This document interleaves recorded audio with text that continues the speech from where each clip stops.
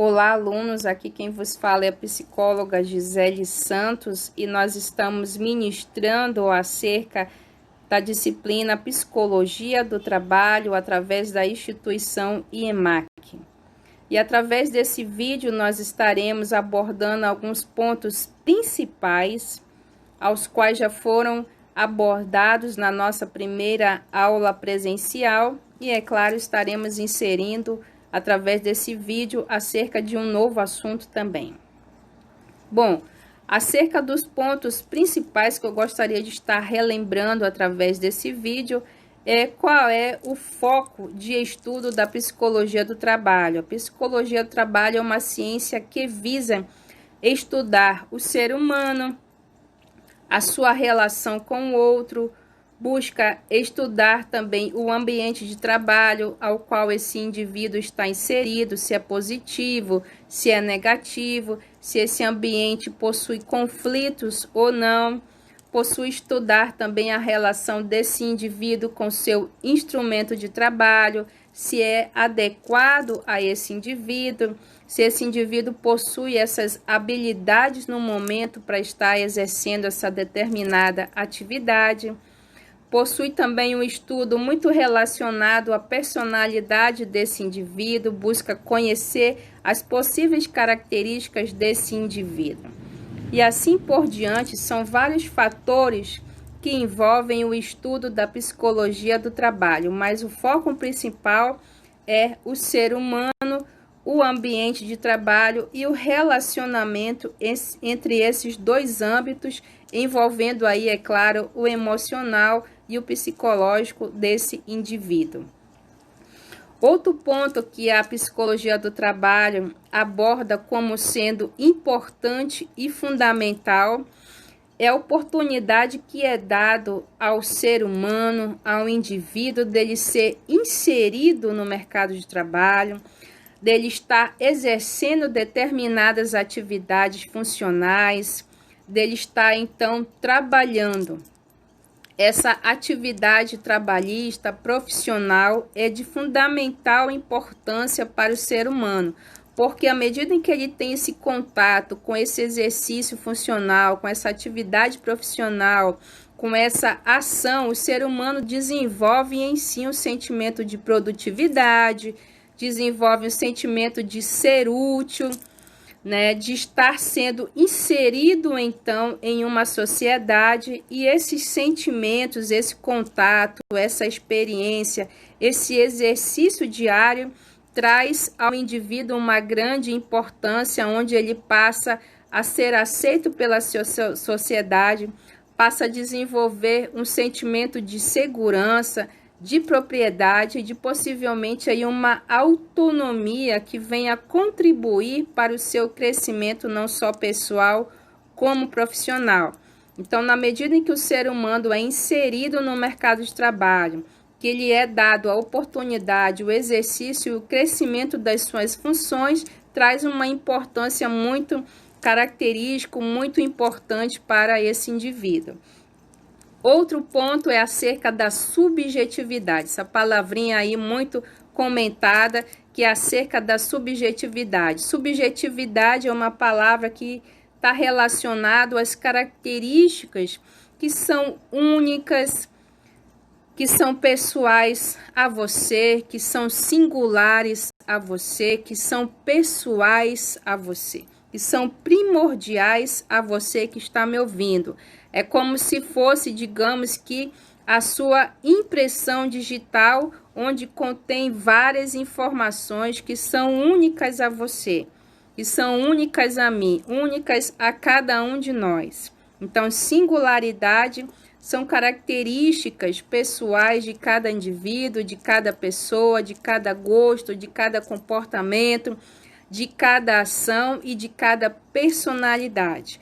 E como nós estamos falando em um ambiente de trabalho, nós vamos estar observando que há aí, no ambiente de trabalho, várias pessoas reunidas que possuem essas diversidades de características que são pessoais, que são particularidades, convivendo em um determinado local, em um trabalho, realizando aí ações em conjuntas ou ações diferenciadas, atividades aí que nós chamamos profissionais. E é muito importante que você tenha essa noção, que o ser humano ele possui essa subjetividade, que o ser humano ele possui essa particularidade que é específica a você e específica ao outro. É muito importante que você tenha esse conhecimento, porque você vai precisar se relacionar com o outro, você vai precisar conviver com o outro. Nós estamos chamando isso aí de trabalho, nós estamos chamando isso aí de um exercício, de uma função, de uma atividade, de um organismo empresarial, e você vai observar características diferenciadas e você vai precisar ter esse conhecimento, ter essa noção e conseguir compreender melhor o outro e conseguir se relacionar, porque você vai se lembrar que cada indivíduo possui a sua subjetividade, a sua particularidade, e ela é única e ela é pessoal e é particularmente só sua. Outro ponto também que é muito importante para nós estarmos aproveitando a oportunidade é acerca da percepção de si mesmo. Como nós estamos falando acerca da atividade profissional, do ambiente de trabalho, desse universo organizacional, desse universo corporativo, é de fundamental importância que você tenha conhecimento, que você tenha percepção sobre si mesmo.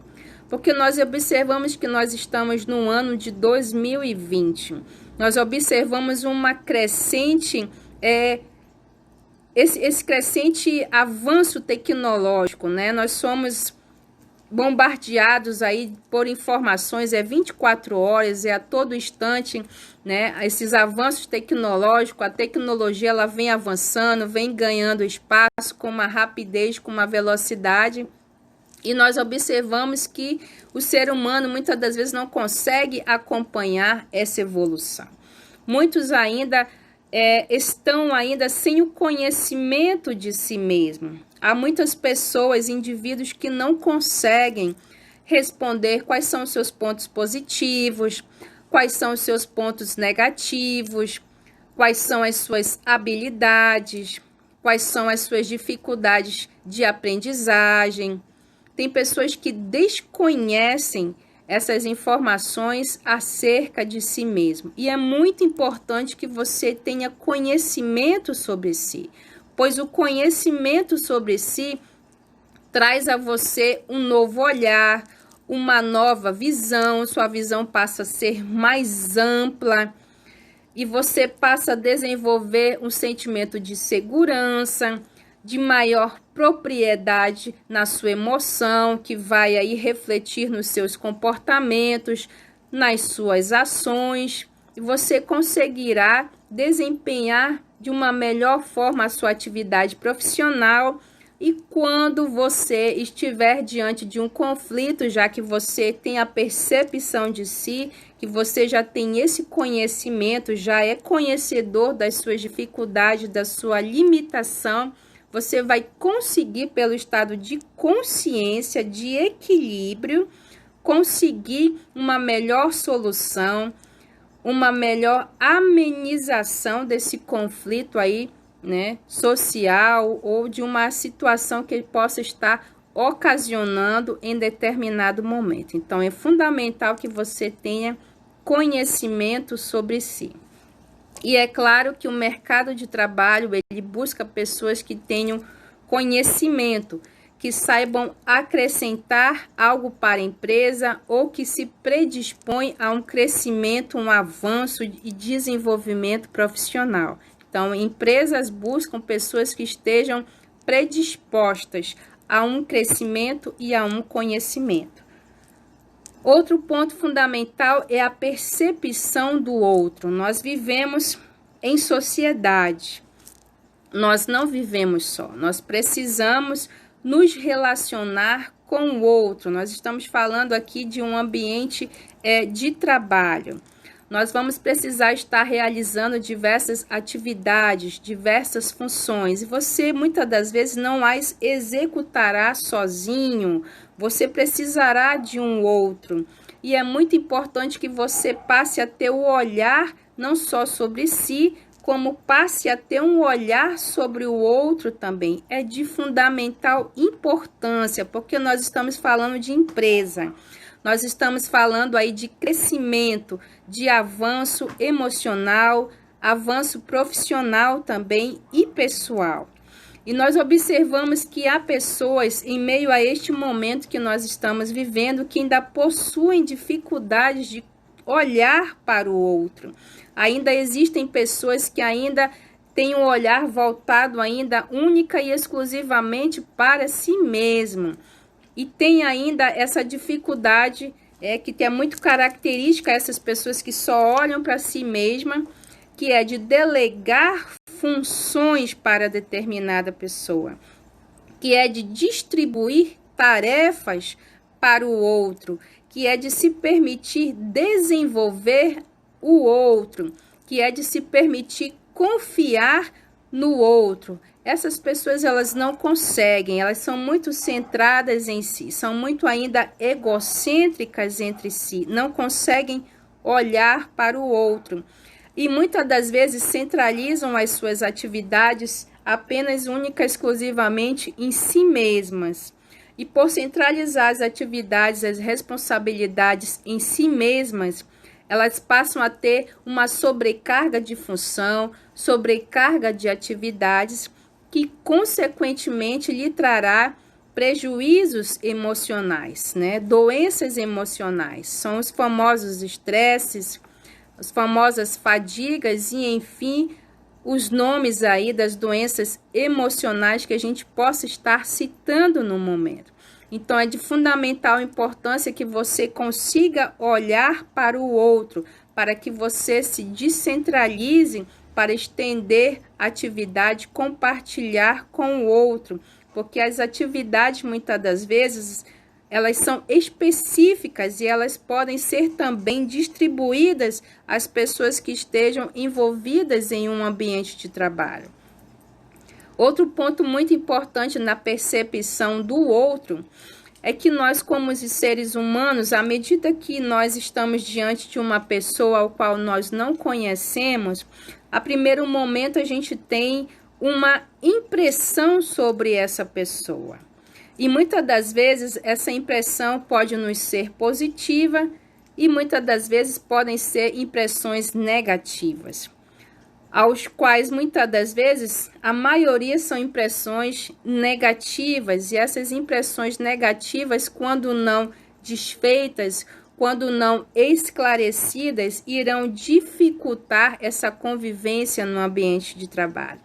Irão dificultar esse fluir de um desenvolvimento, de um sucesso, de um bom resultado ao qual a empresa espera e anseia.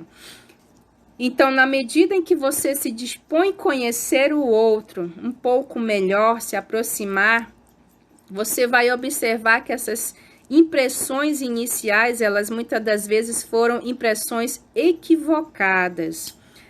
E muitas das vezes você pode até também, inicialmente, além das impressões negativas, ter olhado para o outro e ter criado grandes expectativas, que quando acompanhadas e vivenciadas, você pode vir a se frustrar. Ou seja, você precisa conhecer. O conhecimento, não só de si como do outro, te traz o sentimento de segurança. E você precisa estar seguro, você precisa ter uma certa propriedade, um certo conhecimento. E esse certo conhecimento vai te trazer um sentimento de certo conforto relacionado ao que vier a surgir no ambiente de trabalho, ou num ambiente em que você possa conviver, ou até num ambiente pessoal, emocional, particular a você que esteja nos ouvindo. Então, é fundamental que você conheça não só a si, como consiga se predispor a conhecer o outro. São pontos fundamentais aos quais o mercado de trabalho prioriza e busca identificar nas pessoas hoje. Agora nós estaremos falando acerca de um novo assunto ao qual se encontra no portal, que chama-se diferenças entre grupos e equipes. Nós estamos falando em um ambiente de trabalho. Quando nós entramos em um ambiente de trabalho, nós vamos identificar várias pessoas. E muitas das vezes é visível nós observarmos pequenos grupos em um ambiente de trabalho. Esses grupos, essas pequenas partes reunidas, elas são sempre formadas por afinidades. Então, hoje nós vamos conhecer o que é grupo e o que é equipe e quais são essas diferenças. Então, vamos lá. Vamos seguir aqui o nosso slide, que é o qual você está nos acompanhando aí através desse link no YouTube. A diferença entre grupos de trabalho. Os grupos, eles são formados por afinidades de competências, afinidade de habilidades, e elas possuem uma formação que é muito fechada, que é muito única, que é muito particular. E muitas das vezes, quando é oferecido metas para essa formação de grupos, essas metas, elas são sempre alcançadas de uma forma muito particular, de uma forma muito individual. Ou seja, eles estão juntos por características e habilidades aproximadas, porém estão juntos, mas estão distantes ao mesmo tempo. Por quê? Porque eles não se relacionam. E as metas e os resultados, eles são sempre alcançados individualmente. Eles não trabalham em conjunto. Eles estão ali no mesmo ambiente, no mesmo local, com características e habilidades aproximadas, mas as metas e os resultados, eles são alcançados individualmente. Digamos assim, que é cada um por si quando as metas são estabelecidas. E gera aí nesse ambiente de trabalho, nessa formação desse grupo, o que nós chamamos de possíveis, com certeza, conflitos, eles vão surgir. Porque gera aí esse nível crescente de competitividade entre uma pessoa, entre outro e entre todos que estejam no mesmo ambiente de trabalho. E esse conflito aí, ele muitas das vezes é constante e muitas das vezes, infelizmente, quando não administrados, eles causam um ambiente profissional não favorável, um ambiente que não cause um bem-estar e sim um mal-estar.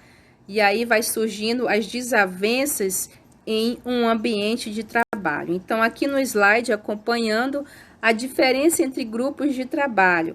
Os grupos de trabalho referem-se a uma quantidade de pessoas que possuem competências e habilidades semelhantes e que compartilham o mesmo ambiente de trabalho. O próximo slide. As metas em formação de grupos. Ao serem estabelecidas as metas para a formação de grupos, as metas são atingidas sempre de uma forma individual, pois o trabalho não depende do outro. Não existe colaboração entre um e outro. Não existe aquela expressão, nós vamos fazer. O êxito é nosso. Não, o êxito é sempre individual, é sempre pessoal. Podendo até mesmo haver competição entre os profissionais.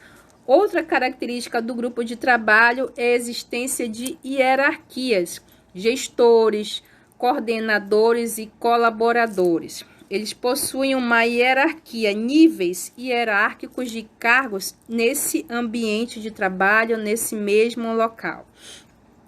Esse é um contexto profissional, como eu acabei de falar, acompanhando aqui o slide, que pode gerar muitas deficiências, muitos problemas de relacionamento, muitas diferenças de valores entre um e outros, porque o ser humano, cada um possui aquela palavrinha que nós já comentamos no início, a sua subjetividade. Nós estaremos agora falando acerca das equipes de trabalho, como se dá essa formação de equipes de trabalho. E vamos acompanhar aqui o slide. As pessoas agem nas equipes de trabalho buscando sempre o mesmo objetivo em comum. Os profissionais, eles não realizam atividade de forma individual. As atividades de um integrante complementam o que foi executado pelo outro, sendo que a cooperação de todos garante que o resultado desejado seja verdadeiramente alcançado. Ou seja, na formação de equipes, eles possuem um objetivo em comum, eles se aproximam pelo mesmo objetivo, eles trabalham com espírito de equipe único, eles possuem uma atitude cooperativa, colaborativa, um dá a mão para o outro e eles juntos se unem para um bom resultado, para um bom sucesso em conjunto. E eles possuem sempre um líder, onde as metas, quando são delegadas, são sempre alcançadas em conjunto. E se esse líder, junto com essa equipe, conseguir adquirir um sucesso, um resultado positivo, é comemorado por todos os membros da equipe. E se o resultado de repente for negativo, automaticamente não sente somente o líder, mas sim todos os membros da equipe se sentem também da mesma forma frustrados e chateados também, porque o sentimento que os une é comum, é único e é semelhante a cada um deles. Eles conseguem se aproximar. Continuando, existe a presença de um líder, mas todos os membros trabalham de forma linear. As funções de cada um são bem definidas, mas os profissionais realizam suas atividades com sinergia, com o mesmo empenho, com o mesmo propósito, com o mesmo ritmo, para que os objetivos estipulados sejam atingidos. Esta maneira de realizar o trabalho cria um ambiente criativo com comunicação holística, troca de experiências e transparência. Nós podemos observar que na formação de grupos não há espaço para o diálogo, não há espaço para troca de experiências, não há interação. E já na formação de equipe é bem-vindo, é lícito essa troca de informação, essa troca de experiência, eles se relacionam, eles conversam, eles conhecem um ao outro e é sempre bem-vindo e comemoram sempre juntos o sucesso ou a possível frustração ou os conflitos ou aquilo que precisa ser melhorado e alcançado. Por que é importante a gente ter esse conhecimento da diferença entre formação de grupo e formação de equipe? Porque à medida que você é inserido em um ambiente de trabalho, você vai observar que existem grupos num ambiente de trabalho, em uma empresa. E hoje você pode ser simplesmente um funcionário que pode estar inicialmente exercendo apenas uma determinada função. Mas é claro, eu creio que com as orientações você pode já ter propriedade da percepção de si, a percepção do outro e todas essas informações que nós iremos ainda abordar nas aulas posteriores. Essas orientações é para que você possa melhor identificar quando você estiver inserido no ambiente de trabalho. Poder melhor visualizar, analisar o que ocorre ao seu redor. E por já ter informação, você não vai passar despercebido. Ou você já vai conseguir ter uma melhor percepção, uma melhor administração de conflitos e situações ao qual você esteja passando no momento ou esteja ali no teu redor. Então, conhecimento acerca da formação de grupos e formação de equipes é para te auxiliar, porque hoje você pode ser um simples trabalhador, mas futuramente pode ser um líder, pode ser aí um supervisor, né? Um coordenador futuramente, e você já tendo orientação, vai conseguir melhor olhar para os colaboradores, para essas pessoas que estão inseridas no ambiente de trabalho, na empresa, e conseguir identificar quais são aquelas pessoas que já possuem um conhecimento de si, uma segurança de si, um controle, um certo equilíbrio, aquela pessoa que possui uma atitude cooperativa, aquela pessoa que busca resultados em conjunto, e você vai conseguir melhor identificar essas pessoas, conseguir separar essas pessoas, conseguir oferecer oportunidade de crescimento, de desenvolvimento e de treinamento para com essas pessoas, para que de repente você, ao escolher alguém para um cargo muito importante, um cargo de muita responsabilidade, você escolha tendo obedecido esses critérios, tendo passado por esses critérios de informação. Pois nós observamos que hoje, muitas das